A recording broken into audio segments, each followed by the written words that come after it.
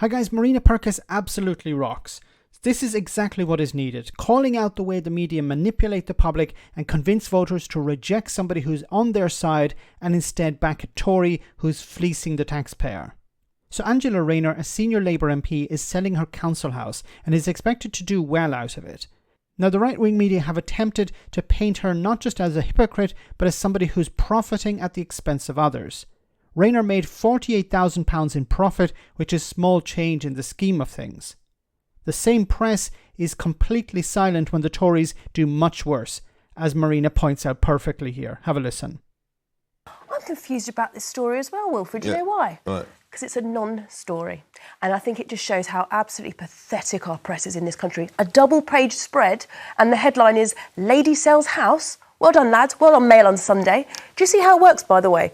Did she forget to pay stamp duty on her properties and fail to declare them? Oh no, that was Jeremy Hunt. Did she squirrel away her profits in offshore? Oh no, that was Nadeem Zahawi. Did she claim £25,000 in energy bills that the taxpayer had to fund while she was living rent-free at her parents? No, that was Suella Braverman. And yet this gets a double-page spread. But you can see pathetic. why. No, because I tell you she what, wouldn't have wanted council houses sold off, and she's bought one. It takes 2 seconds to understand what she said here.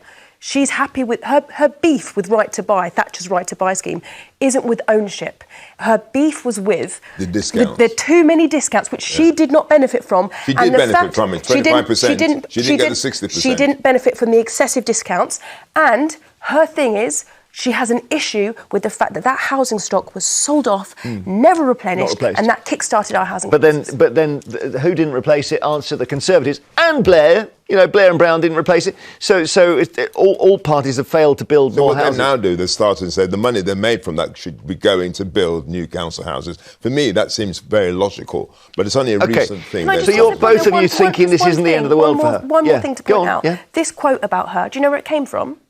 Which quote? This revelation about I see, her, Lord Ashcroft. Lord Ashcroft's Lord book, Ashcroft is a Tory peer, a billionaire Tory peer who was a non-dom for a period, so didn't have to pay UK taxes while he was sitting in our House of Lords, and he's trying to point the finger at Angela Rayner for making £48,000 after selling her house 8 years later. Well, look in the right direction. Okay, Rick. Exactly. Look in the right direction. Look up. Don't look down.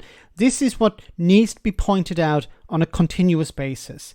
The right-wing media are there to convince people that they should be angry with people who have less than them, to convince people that they have to be angry with immigrants, with asylum seekers, with people on benefits, people who are struggling. That's who the enemy is. That's what the right-wing media has been telling you. Never look at who actually owns these newspapers. Never look at the people who are truly benefiting from these laws, from these mechanisms within society, where Jeremy Hunt, Suella Braverman, how much has Boris Johnson benefited at the expense of the taxpayer? And why have the media not called that out? Why have they not pointed to how much money Boris Johnson has squeezed out of the exchequer and the Tories in general?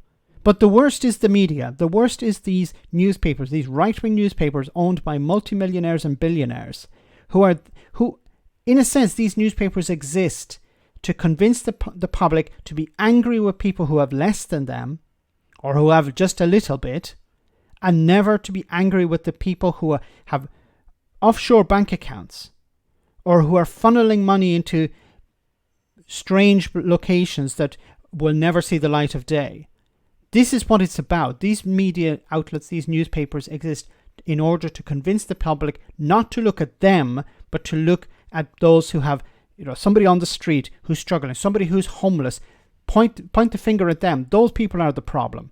The asylum seekers crossing the channel, those people are the problem. If you're focused on that, then you're not focused on the real problem. The people who have shafted the economy, the people who are funneling money into their pockets and into offshore bank accounts. If you're focusing on the poor, on the asylum seekers, on single mothers, on people on benefits, then you're distracted. And the sooner people wake up and realize that, then things can start to change. Well done to Marina and others like her for calling this out. Let me know in the comment section, guys, what you think. As always, your comments are greatly appreciated. Thanks a lot.